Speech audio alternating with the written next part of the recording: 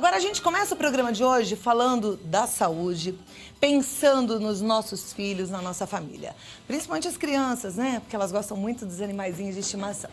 Mas nem sempre a gente consegue colocar limites para uma convivência saudável. E a verdade é que os bichinhos podem causar alguns problemas de saúde, principalmente para os pequenininhos que já têm a saúde mais sensível. E para esclarecer quais são os problemas causados ou transmitidos por animais, aqueles que mais atingem a saúde das crianças, eu recebo a doutora Elvira Rito Rodrigues, que é médica pediatra do setor de cardiopatia e gravidez do Instituto Dante Pazanese, é responsável técnica da saúde da Secretaria de Esportes, Lazer e Recreação. Doutora, que honra recebê-la, muito obrigada pela sua presença. Muito prazer.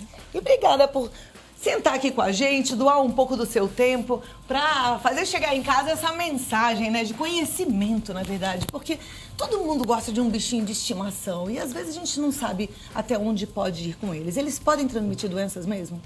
Pode, né? Hoje o pessoal está mais assim, leva mais os cachorrinhos para tratar e tal.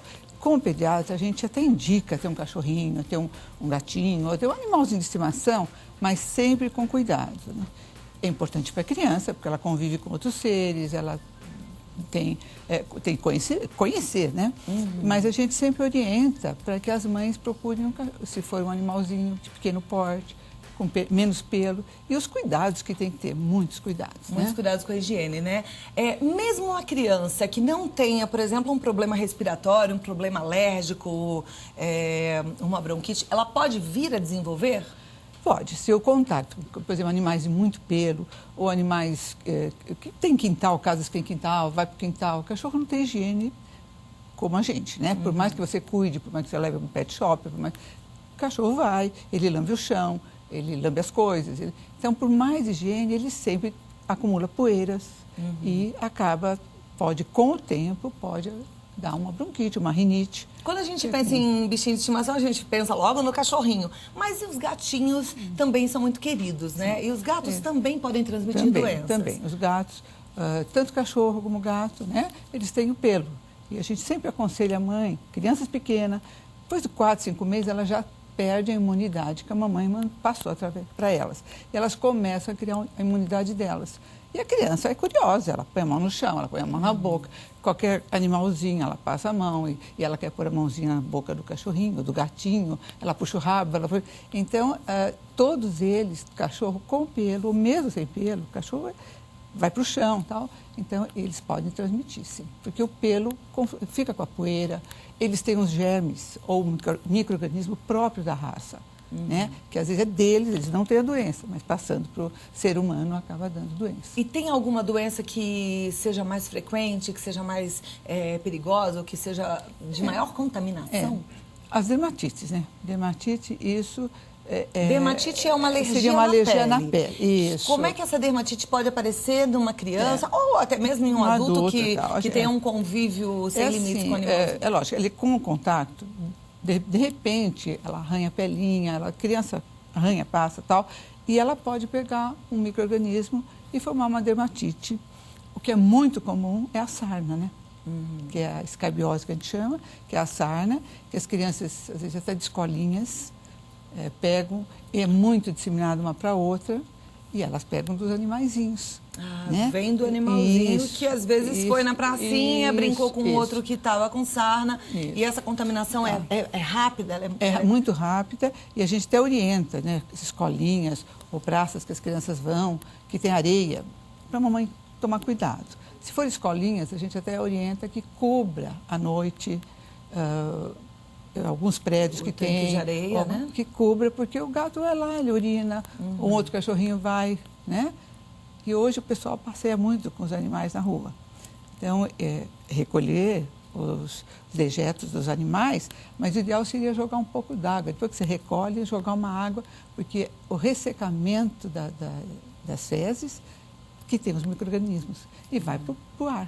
Além da sarna, que outra doença pode ser transmitida com frequência pelos animais? Temos aquela que é a famosa, né, a doença do pé, bicho do pé, né, que é a doença geográfica, que é a larva bicho de pé e o bicho geográfico, né? É o geográfico, isso. Ele vai caminhando também é por fezes e a urina de animais, né?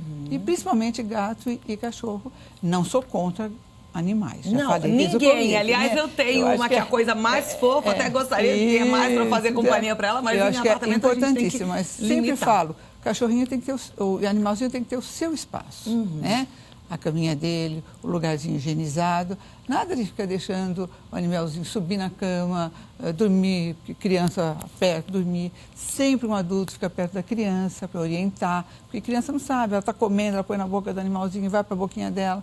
Tem criança que pega a comidinha do animalzinho e põe na boca. Nesse caso, que tipo de doença pode ser transmitida? Inclusive, a gente colocou uma foto para falar do assunto nas redes sociais de uma criança beijando a boca do cachorro. Qual é o perigo nesse contato? Olha, na saliva, ele está transmitindo alguns micro-organismos que para ele, para o animalzinho, não há problema.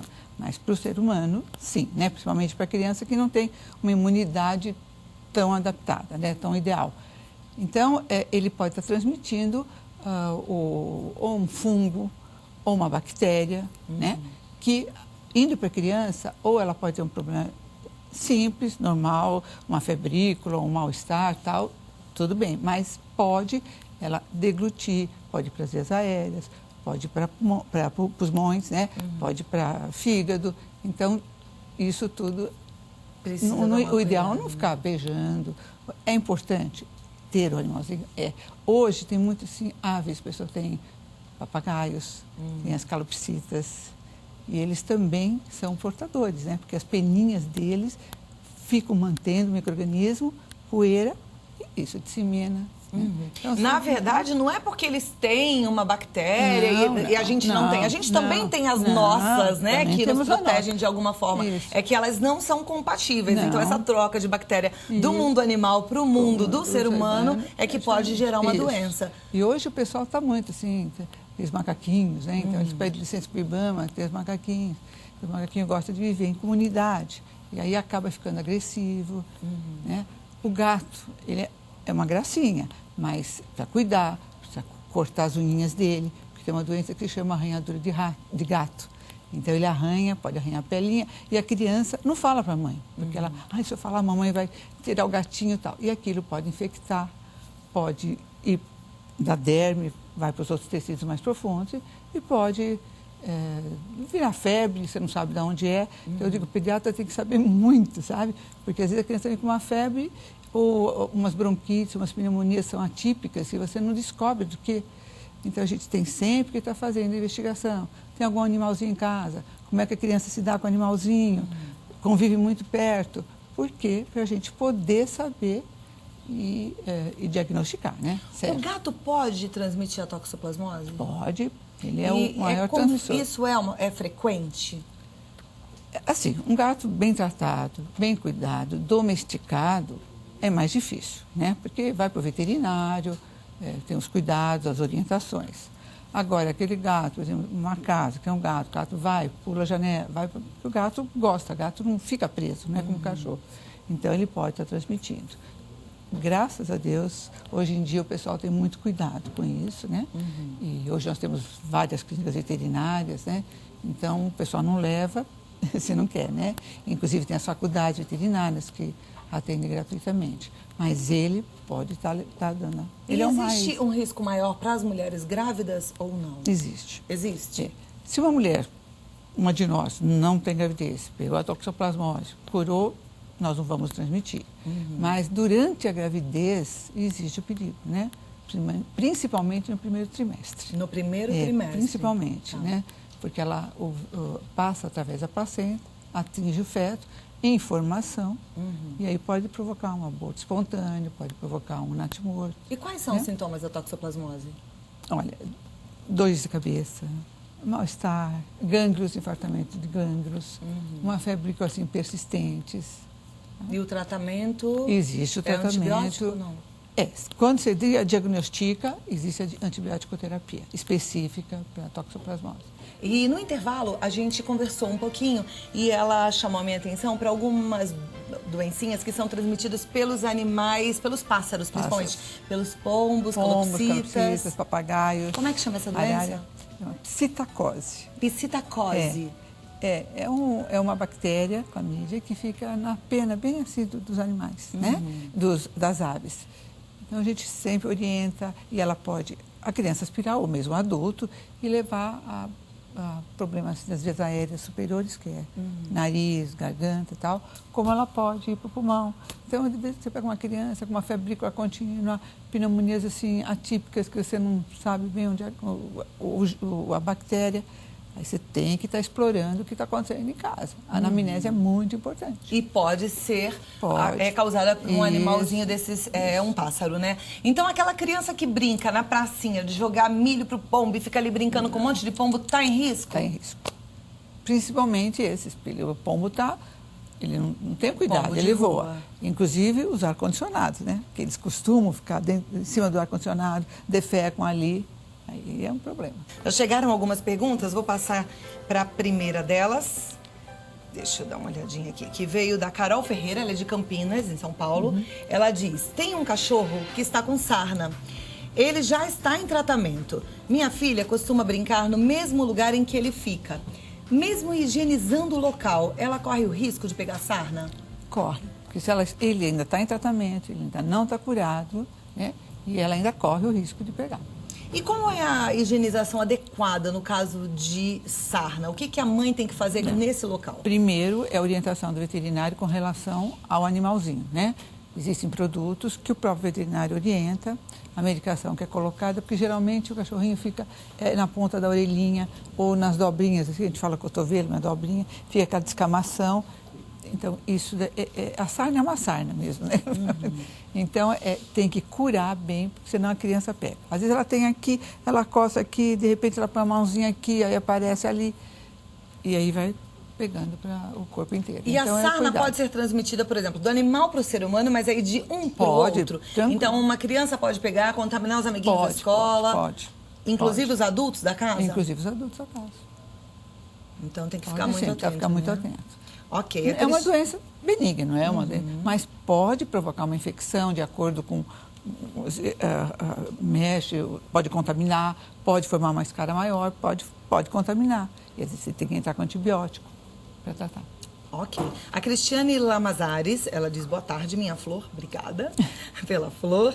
Pergunta para a especialista quais produtos e a maneira correta de fazer a higienização do ambiente onde vivem cachorros e gatos. Olha, o cachorro tem as fraldinhas, higienização, que agora hoje nós temos, né?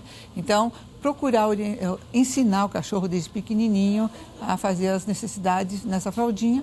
Ela deve ser tirada, colocada num saco plástico diariamente. Acabou de urinar, acabou de defecar, retira, não deixa aquilo ali ressecar, né? A cândida, que é a água sanitária, que é o principal que nós usamos para a higienização. Passar álcool no local, né? E os cachorrinhos sempre procurar olhar como é que está, se for peludo, fazer a tosa direitinho da raça, né? Mesmo que não caia o pelo desse animalzinho, porque às vezes a gente tem eu tenho uma Maltese, então ela é bem peludinha, né? Mas a gente percebe que quase não cai pelo tem cachorros dela. que não quer, aqueles cachorros que tem os pelinhos encaracolhados. Mas se não cair esse pelo, ok? Mas mesmo sem cair o pelo, o problema é o pelo em si. Porque ele é como você, o cabelo é um lugar sujo, né? Então o cabelo o pelo do cachorro adere poeira. Né? Como planta, já falei sobre as plantas elas mantêm a poeira, você não limpa folhinha por folhinha, né? Então isso transmite. A Amanda Crepaldi, ela é de Minas Gerais, de Itapeva, ela diz, minha filha tem rinite alérgica, ela quer muito ter um animal de estimação. Tem algum que eu posso dar para ela que não ataque a rinite? Olha, o ideal seria um peixinho, né? Um peixinho! Mas se for um cachorrinho sem pelo, esse cachorrinho que não tem, né? Só é pelezinha, né? Não tem pelo. E ele foi bem cuidado, cachorrinho pequeno, né? Outra coisa que nós não falamos são os cachorros grandes, né? Que às vezes os adultos gostam e acham que as crianças têm uns perigos de queda, essas coisas. Mas ela pode ter, o melhor mesmo seria o aquário, né? Que aí não transmite, né? Mas um cachorro que não tenha pelo, pequenininho, existem essas raças. Né, existe, porque a criança gosta dessa interação, nossa, que né, é importante, com o animalzinho. E é importante ela ver aquele movimento, ela ter aquilo, né? E ter a sociabilidade mesmo, né? Você tem que respeitar os animaizinhos. Ok. Né? A gente tinha falado de outras doenças que ainda não foram citadas aqui, né? Queria que você lembrasse pra gente. Ó, a salmonela, né? São as aves, isso já foi muito falado e tal. Então, sempre os cuidados no comprar os alimentos, né? Saber de onde vem, a origem. Nós temos, que eu tinha dito para você, a leptospirose, que todo mundo conhece. Ela é transmitida por ratos. É a urina, né? Rato, mas o gato ou o cachorro... Ela é transmitida através da urina do rato. Mas gato e cachorro... Porque o vírus, ele gosta do sistema urinário, então ele fica ali, né? E o cachorro pode se contaminar. Numa água contaminada ou num alimento contaminado, ele pode se contaminar. E ele pode transmitir. Né? Então, o cachorro pode contrair a leptospirose e transmitir para um ser humano, adulto ou criança. Pode, né?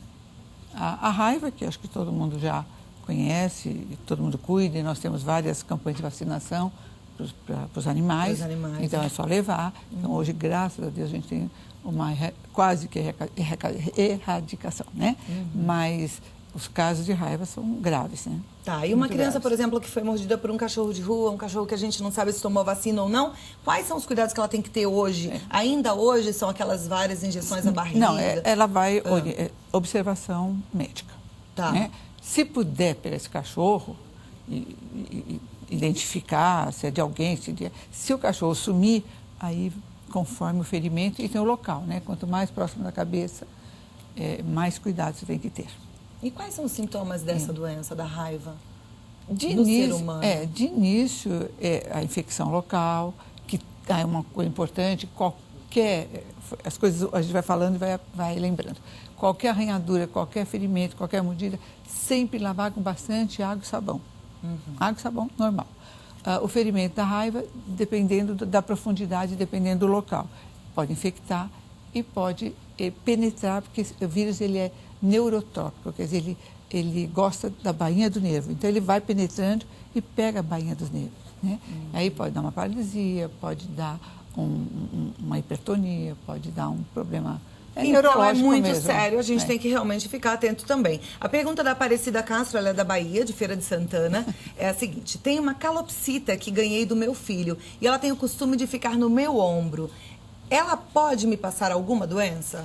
Não, se a gaiolinha dela bem cuidada, ela tem que ir para o veterinário, o veterinário faz uma avaliação. Se ela é bem cuidadinha, tudo bem. Tem problema. Não tem problema. Não. O importante é a gente cuidar bem dos animais, bem, né? E saber que eles não pode trocar saliva com o animal, beijar a boquinha do animal, não é um hábito correto, tá certo?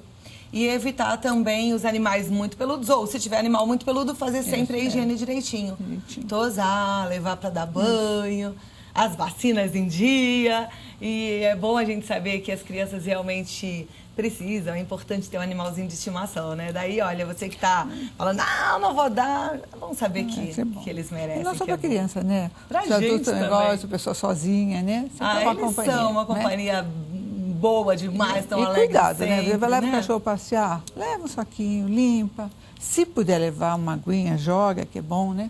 Que a fezes seca aqui. Isso é importante. Muita gente leva o cachorro para passear, o cachorro faz cocô no meio da rua e vai embora e larga lá. Não, a gente tem que lembrar que a rua não é, a rua não é minha, não, a rua é nossa morada, é onde a gente vive. A gente passou, a gente está vivendo, então a gente tem que cuidar do lugar que a gente vive, viu? Conversei com a doutora Elvira Rito Rodrigues, que é pediatra, e eu tenho certeza que foi muito bom e que você aprendeu. E eu convido para que a senhora volte outras vezes para a gente falar mais sobre essas crianças que merecem tanto carinho, tá bom? Muito obrigada. Eu que agradeço. Uma ótima tarde. Obrigada. E até a próxima oportunidade. Obrigada.